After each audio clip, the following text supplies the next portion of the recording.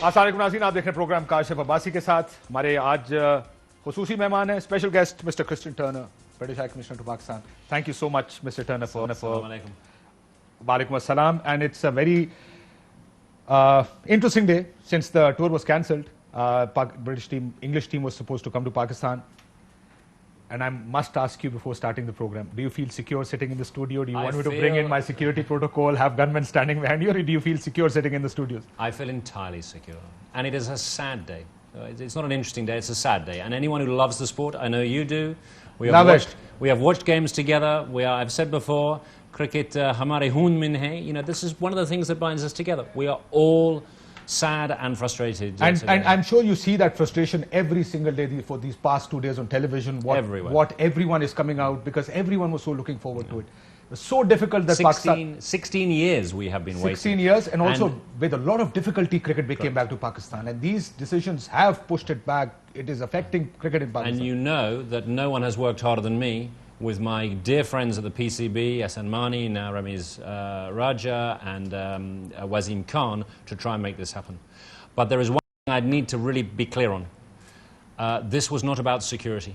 The British High Commission did not advise against this tour on security grounds, and my security advice has not changed. This was my next question. Why was the tour cancelled? Because I saw this article in ESPN. The article says Foreign Office has not changed their travel advice about visiting to Pakistan after the New Zealand tour. It also says the advice from ECB's own security experts was unchanged. It also says it is also understood the British High Commission was satisfied with the plans. This is categorically not a case where security advice has compelled the ECB to cancel. Then why did it change? So that is correct. This was a decision for the England and Wales Cricket Board, which of course is independent to the British government. This is not a decision that I take or someone else in the British government takes. This is for the ECB. And if you look at their statement yesterday, they were clear. They didn't say it was about security. They said it was about the players and about player welfare and the pressure the players felt under as they approached the World Cup. Now that is regrettable. They said that they were disappointed and it was reluctant, but it is not for me to second guess those players. What I can be clear about is what you've just said. There was no British High Commission a security block on this tour happening. Also that article says, Pakistan, it is understood, had also offered to move the matches to Lahore and play them behind closed doors, if security was a reason. England could surely have found 14 players who were prepared to tour. Plenty more have visited Pakistan to play in the PSL. There's an IPL going on. Was that the reason? Is India the reason? No, I think you have to take ECB at face value, and I'm not privy to all of their conversations, but from what I understand, this was about the players, it was about their concerns, and I know that Ramiz and Wasim worked incredibly hard to see if there was a way they could get these matches to happen.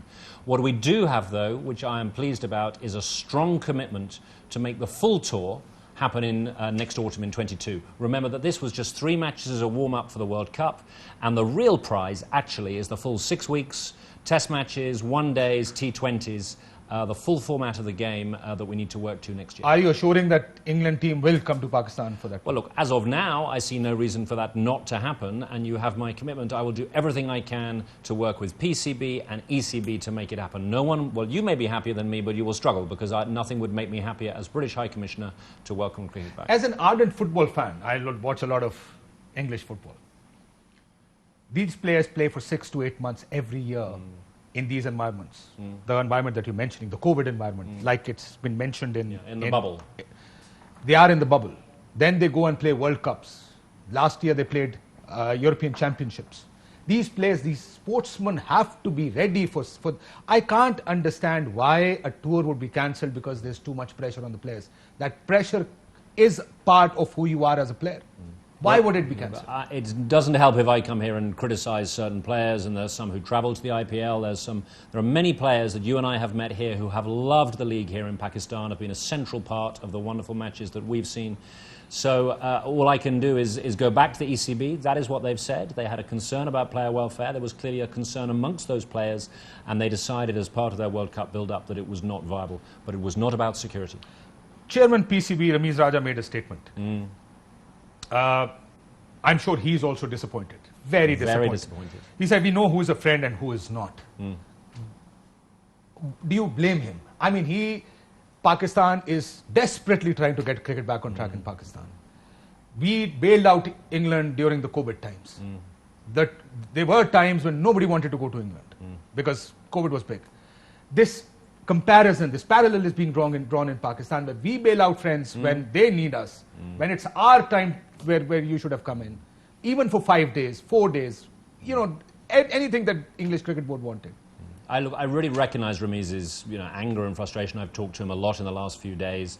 As I say, I'm not here to speak for the ECB. They're an independent body. That we've had 2 very successful tours to the UK. The Pakistan team have been, frankly, wonderful ambassadors for the sport and for their country. I've been privileged to watch every moment of that live on TV. So, I recognise that sense that Pakistan, in a difficult time of COVID, helped England cricket, and they wanted something in return. But look, this has happened. We must regroup. I don't recognise that there is wider politics or conspiracy in this. This is about a group of players. You can't force players on a plane in the end, so we have got to work together to make this tour next year happen.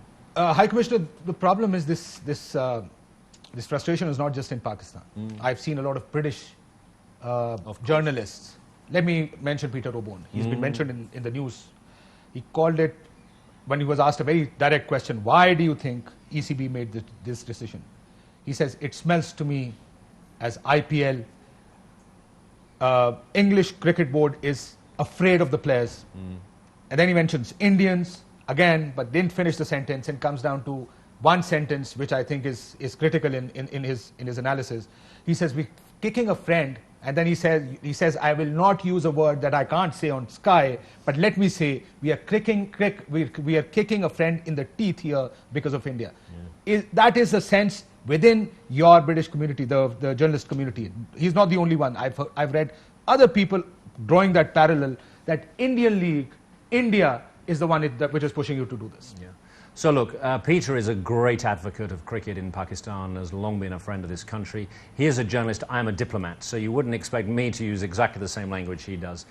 Genuinely, I do not recognise from what I have seen, and as I say, it's not my decision, I don't recognise that this is part of an Indian conspiracy to do down Pakistan. We talk a lot about perceptions of Pakistan and the work we have to do together to show that the Pakistan of 2021 is different from the Pakistan of 2001. And I think that is a conversation that many of us have in many contexts, most recently given events in Afghanistan. But I think it is easy to try and find someone to blame. Actually, I take the ECB statement at face value. They had a group of players who, for the reasons you have touched on, have said that they have not wanted to travel. Clearly that makes us all sad, and it was reluctantly taken. So I repeat, my job as a diplomat is to bring us together and say, we must be determined to get back to that point after 16 years where England is touring again. High Commissioner, I understand and you are a diplomat. You have to say a few things the way you want to say them. You will say them that way. Let's be honest. I mean, there's an interpretation of every action that happens around New Zealand cricket team and the English cricket team. And it is translated in Pakistan from a Pakistani lens. Of course. As I mentioned, the English football. And I've seen how football in the past 2 years, since COVID, in a bubble, these are also professional players. None of them I've heard saying, I'm tired. This is taking a toll on me physically and mentally, like the English Cricket Board has said. It just doesn't make sense. Let's be honest and admit this. It doesn't make sense. So you're trying to get me to criticize the English players. What I'm saying is, let's not make it as simple. We're oversimplifying it by saying, let's take ECB on face value. I can't imagine that we can take ECB on face value. Players are players, they have to play. You could easily find another set of players who could come and play in Pakistan. Here's what I suspect. If there'd been time to have those discussions and decisions, I know that Wasim and Ramiz were trying very hard to find a solution. That clearly didn't happen despite all of our efforts. So, we can reach for the broader political conspiracy. I just, generally in life, I think that the mundane truth is more usual, which is here was a group of individuals for several reasons, and I'm sure you were right. There were probably some of those players because they've played here in the league. You and I could both name the ones who've been here entertaining us all, but for whatever reason they couldn't make that work to get the players here to break the duck, if I can use the metaphor, to get a lot of them played for Karachi Kings, and we went together to watch those fantastic players play for Karachi. Jordan being one of them. Jordan, Moeen Ali has played here and loved the game. So we do have some extraordinary players who I know we'll see here again. But I'm confident. Sitting here now, I see. But in Pakistan, New Zealand and England is being linked. Let's be honest. Of course. They say security. You don't say security, but you do exactly what New Zealand has done. So the prism is the same for us. But I am telling you that is wrong. Okay? For your country, it's I wrong. can only comment on the British government's position, and there was no advice to the England Cricket Board, as you have read out, that said this tour has to be stopped on security grounds. I can speak authoritatively on that, and you can be sure of it, because if there had been, my travel advice would have changed, and it has not. The context is the same, and clearly the New Zealand decision must have made some of those players be concerned. So there is a chain. I'm not saying it's happened in isolation, but the thing that I can speak authoritatively on is that threat, that security, because if there had been a problem, actually my job wouldn't have been for Pakistan or for England. I have a responsibility to British nationals, and I am legally obliged to change my advice. So there's no change in travel advisory, Nope. There's no change in the assessment, risk assessment, security assessment of Pakistan by the British High As Commission. of today, no change. So it's a safe country. You read my travel advice. You have seen me traveling all around the place. Will we see you in the mountains again? Smiling in the mountains. Will you go to Gwadar again? Smiling in Gwadar, smiling in Karachi. You can see this is what I do. I want to welcome people to Pakistan. I want to be a part of that, where it is safe to do so. The travel advice sets that out. And we sometimes change our advice on an almost daily basis. So don't believe me. Believe what I say to my nationals publicly on the internet. It's there for everyone to look at. And again, the reason for the viewers why there's a lot of disappointment in Pakistan is probably we expected more from ECB after what New Zealand cricket team did. Security didn't even mention to Pakistan what the security threat was, left Pakistan, and probably, a lot of, since we don't have time, I could have mentioned the Ashes tour of 2005. I could have mentioned Mumbai attacks. 10 days later, England team was back in India playing a test match after Mumbai attacks. The London Bridge incident, a terror incident. Next day, Pakistan was playing in Birmingham again. So, things have happened and life has moved on, and that's the responsibility, and that's probably from a friend, like Ramiz Raja said, you expect more. Again, on the future tour, last thing. At the moment, today, as we speak, there is no security advice given there, and the tour should be as planned. That is exactly right. And not only am I saying that, but the ECB are saying that. So in their statement yesterday, they recommitted to wanting to make that happen. So let's work together. Let's get to that point where we are celebrating together those fantastic scenes of full stadiums watching England. I won't say who is going to win, but England play Pakistan. Pakistan should win it. Let's be fair. It's our home condition. But I hope we don't have to use these terms of getting kicked in the teeth again come 2022. So hopefully that tour is on. Thank you, High Commissioner, very much for your time. British high commissioner Christian Turner हमारे साथ थे. Break लेते हैं. Break बाद फवाद चौधरी साहब हमारे साथ होंगे. जरा जो सियासी मामलात हैं उस पर उनसे बात करेंगे एक ब्रेक के बाद. वेलकम बैक नाज़रीन. फवाद चौधरी साहब, इंफॉर्मेशन मिनिस्टर साहब हमारे साथ मौजूद हैं. फवाद साहब बहुत शुक्रिया. ब्रिटिश हाई कमिश्नर को अभी आपने सुना, इंटरव्यू दे रहे थे. आपने आज कोई लॉसेस की बात की कि पाकिस्तान टेलीविजन को क्या लॉसेस हुए. I am sure cricket board को लॉसेस हुए होंगे इससे. उन्होंने कहा जी सिक्योरिटी तो वजह ही नहीं थी, प्लेयर नहीं आना चाहते थे. आप सू करना चाहते हैं इनको? देखिए जी, मैंने आज पूरी अपना जो पीटीवी स्पोर्ट्स है उनको ये हिदायत की है कि एक इंटरनेशनल लॉयर्स से भी कंसल्ट करें और अपने भी हमारे जो लॉयर्स हैं जो इंटरनेशनल लॉ को देखते हैं उनसे बात करें, क्योंकि ये तो मजाक है. देखिए असि नहीं आना जी इस बारी. हाँ, असि थक गए हैं. ये क्या बात है? और मैं उन्होंने कह रहा मैं प्लेयर का काम है क्रिकेट खेलना, होगा नहीं उसे, हम थक गए हैं जी. और नहीं, और फिर देखें उन्होंने कहा कि जी ये सिक्योरिटी रीजंस की वजह से मेंस क्रिकेट टीम वाले थक गए थे, तो वुमेन वाले भी थक गए थे. अगर आप कम अज़ कम जो है वो ख़वातीन की टीम आती, कुछ कम अज़ कम ये होता. लेकिन देखिए हर एक को पता है ये इतना सिंपल नहीं है और कि आप बैठे. इंशाल्लाह कल जो है वो मैं और इंटीरियर मिनिस्टर एक बड़ी डिटेल प्रेस कॉन्फ्रेंस कर रहे हैं और उसमें हम बताएंगे कि न्यूजीलैंड की टीम का जाना कैसे हुआ. कैसे हुआ वो फिर कल बताएंगे ना. आप सारी बात शेख साहब तो बता रहे हैं अभी. नहीं अभी नहीं, वो कल बताऊंगा. मैंने तो सुना ब्रिटिश जब न्यूजीलैंड की प्राइम मिनिस्टर से बात हुई, प्राइम मिनिस्टर की, तो उन्होंने आगे से कहा जी थ्रेट तो कोई नहीं. नहीं, न्यूजीलैंड की प्राइम मिनिस्टर के साथ तो खैर मेरे सामने बात हुई थी और उन्होंने कहा था उनके पास क्रिटिकल इन्फॉर्मेशन है, लेकिन वो क्रिटिकल इन्फॉर्मेशन क्या थी, वो कैसे जनरेट हुई, कहाँ से हुई, किसने क्या किया, वो इंशाल्लाह कल, अभी मैं इसलिए आपको इसलिए बताना चाहता कि वो मेरे पास वो एग्जैक्ट डाटा जो है वो इस वक्त चूँकि मेरे पास नहीं है, कल की प्रेस कॉन्फ्रेंस के लिए संभाल के रखना। कल दे देंगे कुछ अपना, आपको भी पता चल जाएगा। और बड़ा रिवीलिंग है, मतलब ये बिल्कुल एक क्या इसको कहें, मजाक है। कोई इंडिया का लफ्ज आता है? पाकिस्तान में जो कुछ होता है उसमें इंडिया का लफ्ज़ तो माशाल्लाह आता ही आता है, और यकीनन वेरी अनफॉर्चुनेट। सो आप ये कह रहे हैं, चलिए तफसीलात कल बता दीजिएगा, आज आप ये कह रहे हैं कि जो दौरे मुलतवी हुए उसका सिक्योरिटी से कोई लेना देना कोई लेना देना नहीं था, कोई ना उनका ताल्लुक था, ना कोई उस तरह का थ्रेट था, कुछ भी नहीं था। देखिए इशू क्या होता है, देखिए फॉर एग्जांपल मैं हूँ, आप हैं, हम लोग पब्लिक फिगर्स हैं, कई मुझे रोज़ाना कई लोग जो हैं वो थ्रेट दे देते हैं ट्विटर के ऊपर, और वो लेकिन उसका मतलब ये थोड़ी है कि वो अभी थ्रेट है। न्यूजीलैंड की टीम इंग्लैंड में उसको थ्रेट आया हाँ। कि हम आपके होटल को उड़ा देंगे, उन्होंने कहा कि टूर कंटिन्यू करें। बिल्कुल, और वो उसको ऑब्वियसली ये एक ऑफेंस है और उसको वो एक अलहदा कहानी है, लेकिन ना न्यूजीलैंड की क्रिकेट टीम को कोई थ्रेट था, ना इंग्लिश क्रिकेट टीम को कोई थ्रेट था, और ना खवातीन की इंग्लिश क्रिकेट ना टीम ही को कोई खवातीन। और अभी तो I miss that point, that's a very interesting point कि चलो मर्दों का मेंटल अगर आप फटीक और वर्ल्ड कप देख रहे हैं तो औरतों के लिए किस लिए आपको टेंशन हो रही है? और अब तो खैर आपने बड़ा अच्छा कर दिया है, और क्रिश्चियन टर्नर जो हैं उन्होंने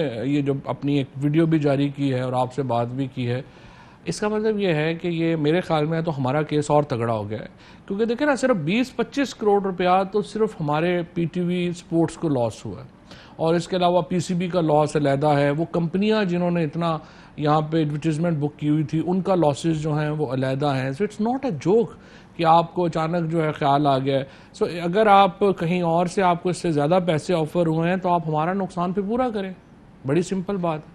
ये तो नहीं हो सकता कि इंग्लिश क्रिकेट प्लेयर्स कह दें कि जनाब हमारा दिल नहीं रहा था, हम थक गए। ये तो इस तरह थोड़े मुल्क चलते हैं, इस तरह तो ये प्रोफेशनल क्रिकेटर हैं आप ऐसे कैसे क्या बात कर सकते हैं? और बड़ा ही वैसे थका हुआ बहाना दिया। न्यूजीलैंड का बहाना फिर बेहतर है, चलो स्लाइटली कुछ पीछे छुपना से कोई चीज है कम से कम ताड़े को Slightly. इंग्लैंड आने को तो छुपना से मनु कहता मुझे जब काई कमिश्नर बैठे थे उन्होंने कहा जनाब वो थक गए, मैं कहा जी आप you know it just doesn't make sense to me, it makes no sense कि एक प्रोफेशनल प्लेयर इनके मुल्क में जो सबसे बड़ी स्पोर्ट है वो फुटबॉल है, सही 9 महीने फुटबॉल खेलते हैं, 1 से 1.5 महीना वो दूसरे बबल में जाके इस साल यूरोस खेलें, अगले साल वर्ल्ड कप खेलेंगे, उसमें नहीं थकेगा कोई, उसमें कोई कंप्लेन नहीं करेगा सर मैं थक गया हूं, मेरे पे जिस्मानी दबाव है, मेरे पे दिमागी प्रेशर बहुत है, खेलेंगे जाके। स्पोर्ट्समैन का काम है, उसको जब कहा जाएगा, और मैंने उसको कहा मैं कोई और सेट ऑफ प्लेयर्स, कितनी दफा ऐसा होता है कि कोई प्लेयर पंगे करता, आप उसको कहता तू बाहर निकलिए। हमने कारगे, आपको याद होगा, बड़ी लॉसेस, रेकोडिक का लॉस हमने इंटरनेशनल कोर्ट में है। This is a very interesting point कि आप डैमेजेस तो जो होंगे वो डैमेजेस होंगे, but it makes for a good case, और आपको जाना चाहिए, मेरे ख्याल में तो जाना चाहिए दोनों टीमों के खिलाफ के वो ये करें। 100% राब्ता आखिरी कब हुआ इन दोनों के साथ आपका, और उन्होंने कोई मामलात को ठंडा करने की कोशिश की आप लोगों के साथ? नहीं, इनके साथ इंग्लैंड और न्यूजीलैंड, ये तो रमीज राजा साहब आपको बता सकते हैं। पीसीबी के साथ राब्ता पीसीबी के साथ ही राब्ता हुआ होगा ना, क्या होगा। न्यूजीलैंड के साथ तो हमारा आखिरी राब्ता जो अगर आप पॉलिटिकल लेवल पे कहें तो हमारा प्राइम मिनिस्टर साहिबा से हुआ था जो है, और वो एक्चुअली तो वो जिस तरह है वो आपको पता है बड़ी अच्छा, एक तो खैर वो चूँकि हम कॉन्फ्रेंस में थे, रिसेप्शन वगैरह भी काफ़ी ख़राब थी और पीएम साहब बात कर रहे थे, लेकिन उन्होंने यही कहा है कि हमें क्रिटिकल इन्फॉर्मेशन दी गई है, तो मैं इसलिए समझ हाँ जो उनको दिया गया था, जिनका असल ड्रामा है सारा वहाँ से शुरू हुआ। और इंग्लिश क्रिकेट टीम में तो आपने जैसे आपको पता ही है, उन्होंने तो थ्रेट का तो कोई इशू ही नहीं था, वो तो बिल्कुल ही उन्होंने जरा ज्यादा आपका केस आसान कर दिया, बस थ्रेट तो थी नहीं, थक गए थे। चले खैर कल की प्रेस कॉन्फ्रेंस का इंतजार करते हैं कि आप कल आके क्या बताएं। एक और चीज जिसमें बड़ी बहस हो रही है वो आपकी टायरेड जो बयानबाजी इलेक्शन कमीशन के या चीफ इलेक्शन कमिश्नर के खिलाफ, क्योंकि मुझे याद है जब नवाज शरीफ साहब अदालतों की बात करते थे, ये जज इन्होंने ये कर दिया, खलाई मखलूक की बात करते, तो आप लोग क्या करते थे कि इदारों को क्यों निशाना बना। आज क्या ये सवाल आपसे भी नहीं पूछा जाना चाहिए कि आप इदारों को क्यों निशाना बना रहे हैं? नहीं, हमारा इदारों को नहीं है, हमारा तो चीफ इलेक्शन कमिश्नर को है खाली। और आज तो वो भी थोड़ा ठंडा ही हो गया, अब जरा देखते हैं। कोई जवाब भेजा आपने उनको? नहीं, अभी नहीं भेजा, देखते हैं। नोटिस मिल गया? नोटिस मिल गया। क्या कहता है नोटिस कह रहा है जी आपने ये क्यों कहा कि हम नवाज शरीफ की जुबान बोल रहे हैं। आपने आगे से क्या जवाब देना? अभी देखते हैं, अभी तो वो तो कल तो आपके वजीर ने कहा नवाज शरीफ की जेब की घड़ी और उसकी जेब की हाथ की छड़ी शहबाज शरीफ साहब नहीं, अभी देखते हैं ना, चीजें बदल जाती है ना रोज। अब देख लेते हैं ना अब कैसे चलते हैं। चीजें बदल आज जाती आज एक अपोजिशन के साथ भी ब्रेक थ्रू हुआ है पार्लियामेंट्री पार्टी की तरफ से। और देखिए बात क्या है, बात यह है कि अगर आप प्योरली देखिए, मेरा आपका इलेक्शन कमीशन का अपोजिशन का हम सब का एक इत्तेफाक है कि हमारे यहाँ इंतखाबी निज़ाम परफेक्ट नहीं है। अब हमारा पीएम क्या कह रहे हैं, अगर देखे इमरान खान को हमें वो कहते हैं कि नहीं जी फौज भी आपके साथ है, जुडिशरी भी आपके साथ है, फलाने भी आपके साथ हैं, तो मुझे बताएं इमरान खान को क्या पड़ी है फिर रिफॉर्म की? हमें तो ये सिस्टम सूट करता है। लेकिन इस मुल्क में एक इमरान खान ही ये बात कर रहे हैं कि जी इस निज़ाम को बेहतर बनाते हैं, इस्लाहात करते हैं। हमने 49 पॉइंट्स के ऊपर आपको इस्लाहात दी हैं। ईवीएम उनमें हम समझते हैं एक बड़ा प्राइमरी रिफॉर्म है। आप कहें कि ये हमें रिफॉर्म मंजूर नहीं है, ये अच्छे नहीं है, आप ये कर रहे हैं गलत है, ये गलत, इसके बजाय ये कर लें। अब झगड़ा जो आता है वही आता है कि देखिए सबसे पहले तो अपोजिशन को हमने कहा, पहले पीएम ने कहा कि आप कर लें बातचीत, आपके प्रोग्राम में आए, आपने कहा नहीं देखें वो तो इमरान खान खुद उनको दावत देना, अब आप कही जाते हैं रोज़। पीएम ने पहले ट्वीट कर दी, फिर आपने कहा नहीं ट्वीट देखें सही नहीं है, आप उनको प्रॉपर अप्रोच करें, ये तो हमने खत लिख दिया। फिर आपने कहा नहीं वो पार्लियामेंट के ऊपर देखें, वो स्पीकर को करना चाहिए, स्पीकर ने पार्लियामेंट्री कमेटी बना दी। अब देखें ना, कोई हद है ना, अब क्या करें? और अब आपने, मैं ये कहता हूँ आपको रिफॉर्म्स नहीं मंजूर, आप इसको रिजेक्ट कर दें, अपने ऑल्टरनेटिव लेके आ जाएं कि इसको करें, उस पर बहस कर लेते हैं। जब मेरा आपका एक कंसेंसस है कि ये इंतखाबी निज़ाम सही नहीं है और हमने इसको बेहतर करना है, तो फिर आप बेहतर क्यों नहीं कर रहे? हमारा जो नुक्ता नज़र है वो ये है कि हमने आपको ये ऑप्शंस दी हैं। ईवीएम एक हमारे लिए, क्योंकि ईवीएम, मेरा ये मानना है फवाद साहब, let me be very honest, कि पाकिस्तान में बहस ऐसी होनी चाहिए कि हर इंसान को पता हो कि अगर ऑपोजिशन रिजेक्ट कर रही है तो क्यों कर रही है, एग्जैक्टली इस चीज में फ्लॉ क्या है, ईवीएम के अंदर प्रॉब्लम क्या आ सकती है, और उस बुनियाद पर एक पढ़ी लिखी बहस के तहत या तो रिजेक्ट किया जाए या एक्सेप्ट किया जाए। यहाँ पर प्रॉब्लम ये है, और हमेशा से प्रॉब्लम ये है कि हुकूमत जो बात कहती है ऑपोजिशन कहती है नहीं मानते, विच इज अनफेयर। मैं सिर्फ आपकी गवर्नमेंट की नहीं, जब उनकी गवर्नमेंट थी तो उसमें भी लार्जली होता था कि कहता था इस पे बात करते हैं जी, मैं इसमें बात नहीं करता, अमूमन ये प्रॉब्लम होती है। So I wanted an educated debate कि ईवीएम का फायदा क्या और नुकसान क्या है, ताकि सारों को पता हो, उसमें इलेक्शन कमीशन भी बैठा हो, उसमें आप भी बैठे हो, उसमें ऑपोजिशन बैठी हो। लेकिन मेरा दिमाग एक जगह अटका हुआ, जब मैंने आपसे कहा कि नोटिस का क्या जवाब देंगे, आपने कहा जी ब्रेक थ्रू, एंड उसने कहा हर रोज एक नया रोज होता है। इसका मतलब मुझे ये समझ आता है, अगर मैं इसकी ट्रांसलेशन करूँ, कि जी अगर चीफ इलेक्शन कमिश्नर ईवीएम को रिजेक्ट ना करे और उस तरह ना चले तो हमारा मामला तय हो सकता है उनसे। देखिए चीफ इलेक्शन कमिश्नर साहब से हमारी कोई झगड़ा तो नहीं है ना, मेरे तो इलाके के हैं, जेएलएम के हैं, मेरा ज़ाती, अगर आप मुझसे ज़ाती तौर के ऊपर पढ़ें तो मेरा तो बहुत ही एहतराम है, मेरा कोई प्रॉब्लम नहीं है। प्रॉब्लम क्या आ जाता है, वो इवेंट्स डिपेंड करते हैं ना कि आपकी क्या कॉन्सिक्वेंस क्या हो गया। इवेंट में देखें हमारा झगड़ा क्या, सबसे पहले जब सेनेट के इलेक्शंस थे, इलेक्शन कमीशन ने एक पीएम के ऊपर एक पॉलिटिकल स्टेटमेंट दी, उसके बाद सोशल मीडिया के ऊपर आपको याद होगा जो इलेक्शन कमीशन के ऊपर पोस्ट लगा, फेडरल कैबिनेट ने ये कहा कि आप उसको मेहरबानी करें, उसके खिलाफ इंक्वायरी करें, उसके खिलाफ इंक्वायरी नहीं की गई। उसके बाद फिर जो प्रेसिडेंट ऑफ पाकिस्तान जो है वो पार्लियामेंट है, आपको पता है जो पार्लियामेंट के 3 हिस्से हैं, प्रेसिडेंट है, नेशनल असेंबली है और सेनेट। आप प्रेसिडेंट हाउस की मीटिंग का बाइकआउट नहीं कर सकते। फिर उसके बाद जो पार्लियामेंट्री कमेटी आई, आपने उसका बाइकआउट कर दिया, और फिर जो 37 पॉइंट्स जो आपको ऑब्जेक्शंस गवर्नमेंट को देने चाहिए थे वो आपने मीडिया पे रिलीज कर दिए।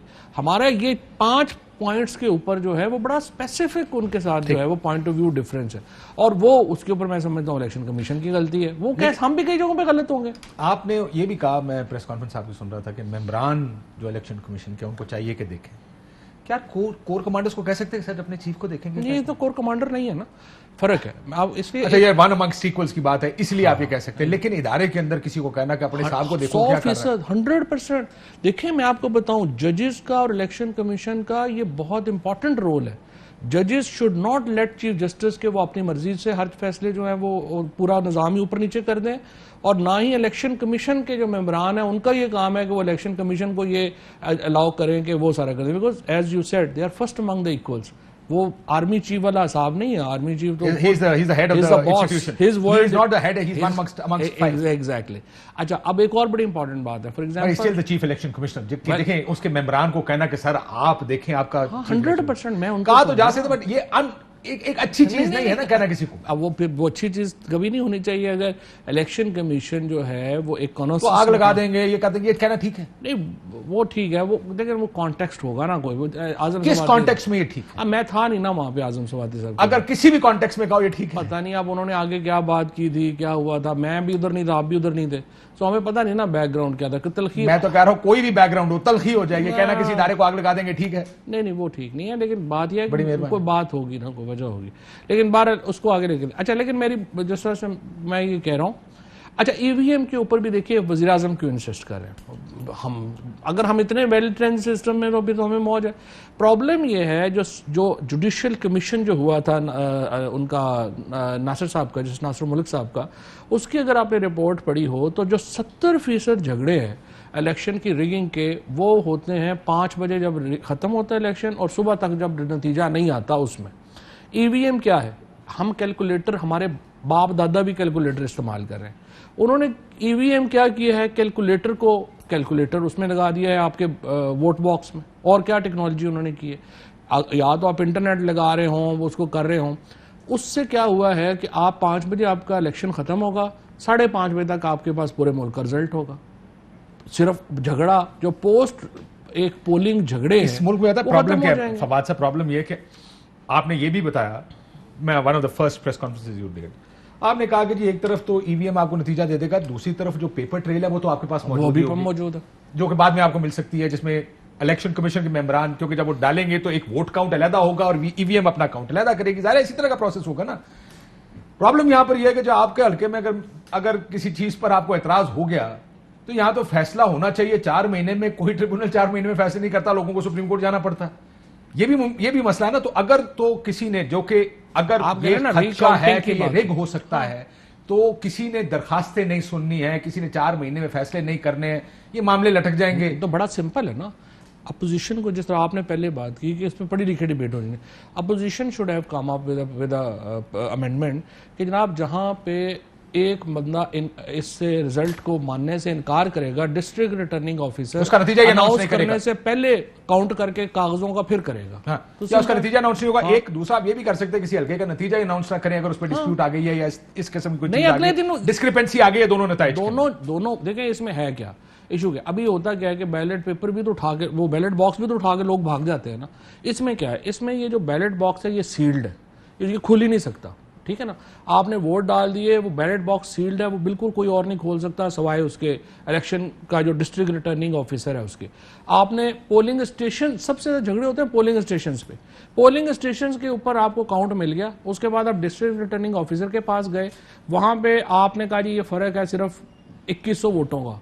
तो हारने वाले ने कहा जी मुझे लगता है कि ये काउंट सही नहीं है, आप कागज काउंट कर लें। तो डिस्ट्रिक्ट रिटर्निंग ऑफिसर कागज काउंट कर लें, कोई प्रॉब्लम नहीं। ठीक, और ये चीजें उधर ही डिस्प्यूट खत्म हो उधर सकती है। ही लेकिन खत्म हो। आपको भी ये पता है कि थोड़ा सा दुनिया मैं- में जब टेक्नोलॉजी नहीं, मैं थोड़ा सा आपको बताऊं, मतलब जो फिलिपाइंस था ना, उसमें जो 2007 का इलेक्शन हुआ उसके ऊपर टोटल ट्रस्ट था 35% और तकरीबन 2000 इलेक्शन पिटीशंस फाइल हुई इलेक्शन के बाद।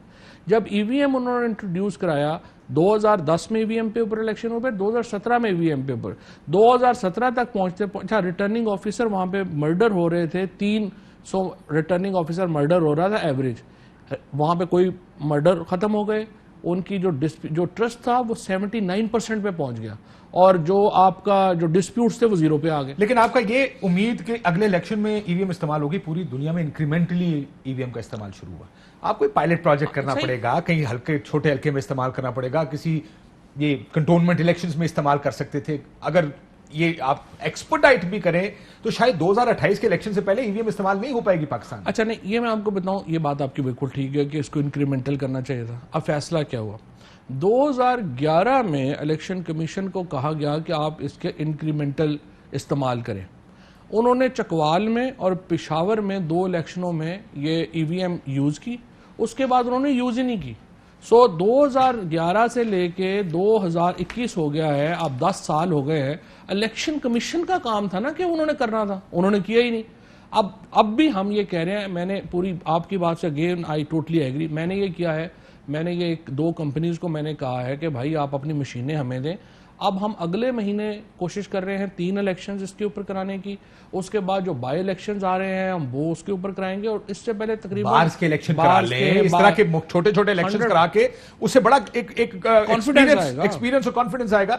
ये increment again everybody has to be on board. उसके लिए तो फिर सारों का इत्तेफाक करना जरूरी है कि ये टेस्ट जो भी हो वो टेस्ट सक्सेसफुल भी हो। लेकिन उस क्योंकि मेरा अगला टॉपिक नैब चेयरमैन लगा रहे हैं दोबारा इन्हीं को एक्सटेंड करना चाहते हैं।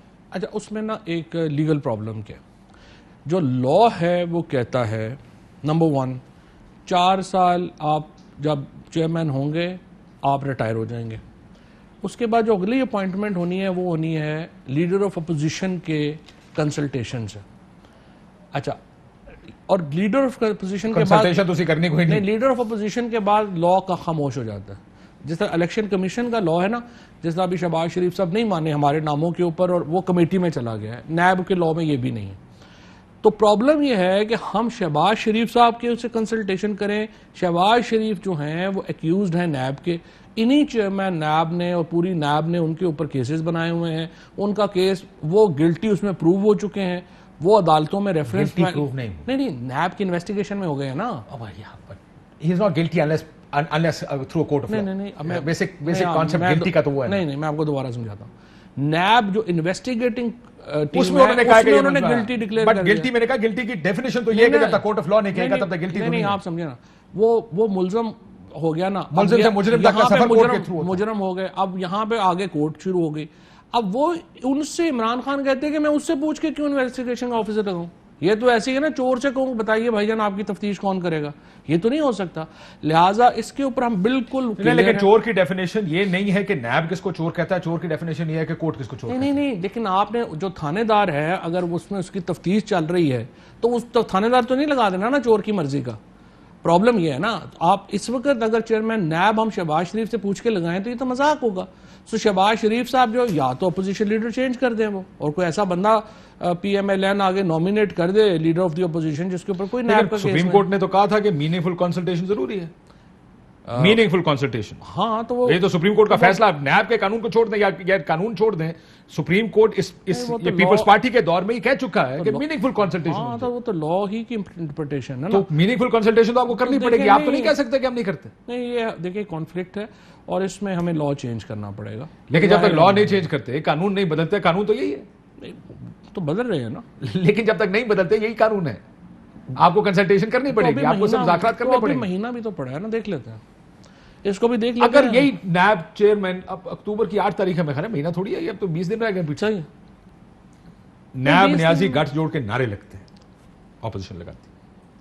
अगर आप इसी चेयरमैन को एक्सटेंड कराने जाएंगे, ऑनरेबल चेयरमैन को, वो फिर ये कहेंगे कि जनाब ये तो फिर गठजोड़ सामने आ गया कि ये तो इस चेयरमैन के अलावा पाकिस्तान में और कोई आदमी नहीं जो नैब चेयरमैन। पहली बात यह है कि अगर नैब न्याजी गठजोड़ होता ना तो यकीन करें कि मरियम, शहबाज शरीफ और ये जो सारे हैं ना ये जेलों में होते, और प्राइम मिनिस्टर का अगर इतनी बात नैब मान रहा होता ना तो वो ये इतना खरारा ना नैब डालता। हमारे तो अपने गिले नैब से ख़त्म नहीं होते कि आपको हम कह के थक गए कि ये आप 100 500 केस ना करें।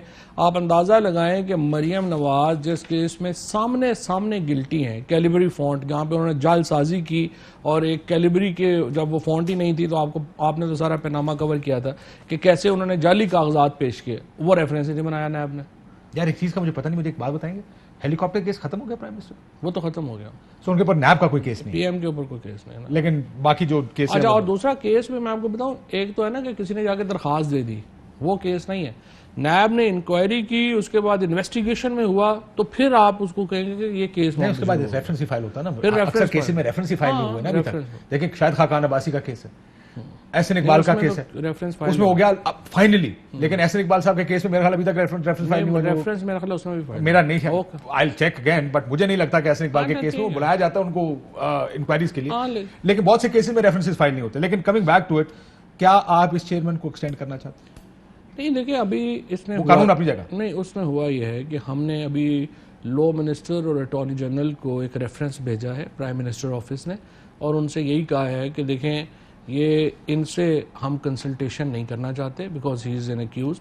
तो आप इसमें हमें मशवरा दें कि इसमें क्या कानूनी रास्ता इख्तियार किया जा सकता है। तो आई थिंक नेक्स्ट उसका एक ही रास्ता है कि उसको दोबारा अपॉइंट कर या उसको एक्सटेंड कर दें। अभी देखते हैं नेक्स्ट 48 आवर्स में अटॉर्नी कानून क्या जनरल कहता है और वो आ क्योंकि जाए। आपने तो अभी प्रोसिक्यूटर जनरल नैब के एक्सटेंशन दे ऑर्डिनेंस के थ्रू उनको एक्सटेंड कर चुके हैं। ऑर्डिनेंस के तहत एक्सटेंड तो क्या आपका ख्याल है, क्योंकि मुझे किसी ने बताया, क्या हुकूमत का ये ख्याल है कि यही इसी तरीके से एक्सटेंड किया जा सकता है दोबारा? मैं देखेंगे अभी मेरे लिए इसलिए कहना ज़रा होगा, ये एक कबल वक्त होगा कि अभी तक लॉ मिनिस्टर और अटॉर्नी जनरल की ओपिनियन नहीं आई।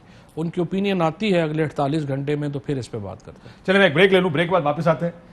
क्या हुकूमत की कारकर्दगी itself, ये मैं चाहता था आपसे लंबी गुफ्तगू करना कि अब ये सबसे बड़ा जो सवालिया निशान इस वक्त है वो आपकी अपनी हुकूमती कारकर्दगी के ऊपर बहुत है। अच्छी है। एक ब्रेक बहुत अच्छे है या बहुत अच्छी है? नहीं, बहुत अच्छी है अल्हम्दुलिल्लाह। आप आएंगे जब डिटेल बुज़दार साहब इस सभी की बात कर लेते हैं, बताए ना, बुज़दार कर साहब। लेते हैं ना, हमजा अभी तो दे सभी दें। की बात अच्छा, कर उनको लेते डिफेंड करेंगे अभी आके? क्यों नहीं? चले ठीक है। From criticising him to defending him, let's see what वाचौरी does after the break. Break लेते हैं नाज़रीन, ब्रेक के बाद वापस।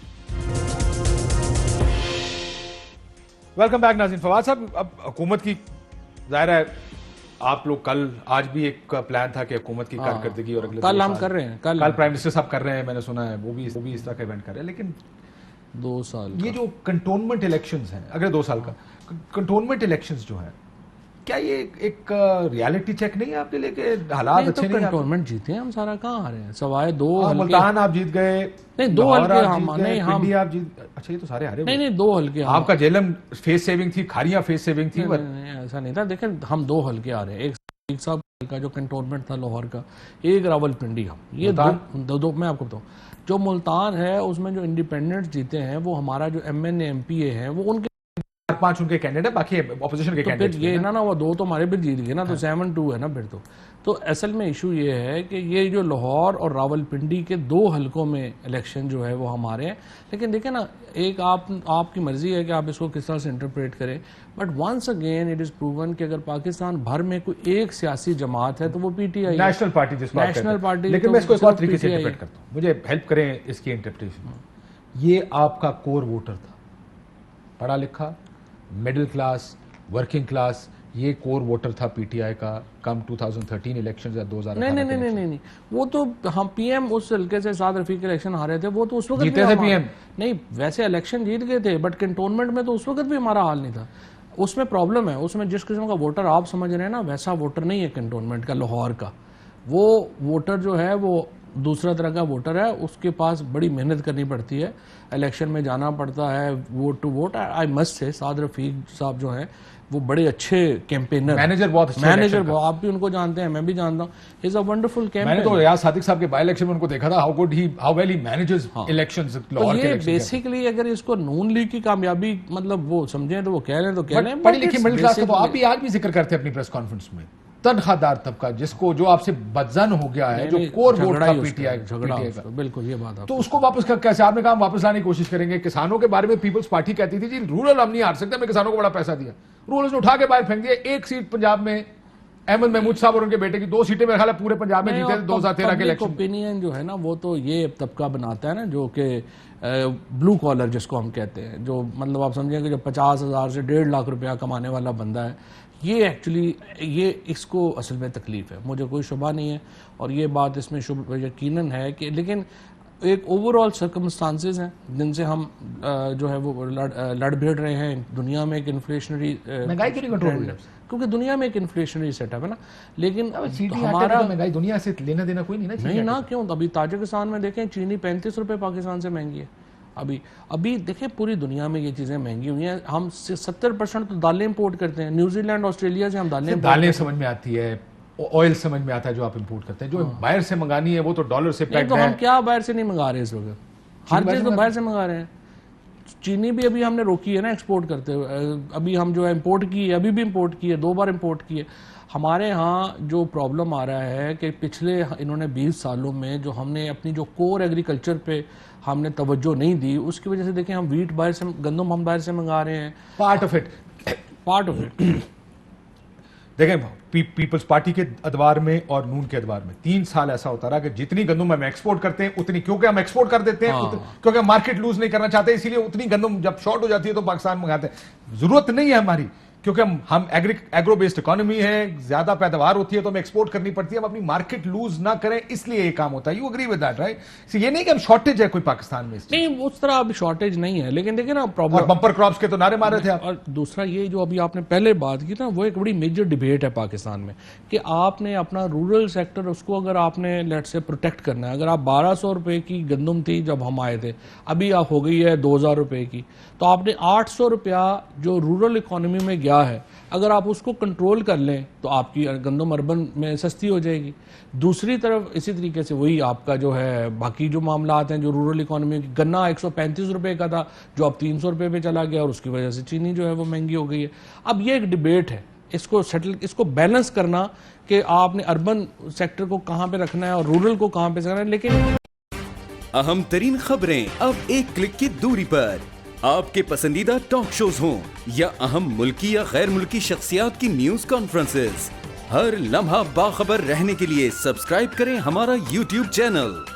मौसम की सूरत हाल हो या खेल के मैदान से खबरें, अपने मोबाइल फोन से मुल्की और बैनुल-अक़वामी अहम खबरों तक रसाई के लिए डाउनलोड कीजिए मोबाइल ऐप। बावसूख ज़राए से मुसद्दिका खबरों, तज्ज़ियों और तबसरों से मुस्तफीद होने के लिए विजिट कीजिए पाकिस्तान की सबसे बड़ी न्यूज वेबसाइट www.arYnews.tv। इन सब के अलावा पाकिस्तान का सबसे बड़ा फेसबुक पेज हो, सबसे बड़ा न्यूज इंस्टाग्राम अकाउंट या फिर ट्विटर, ARY न्यूज पहुंचा रहा है खबरें सबसे पहले आप तक, ताकि आप रहें हर लम्हा बाखबर।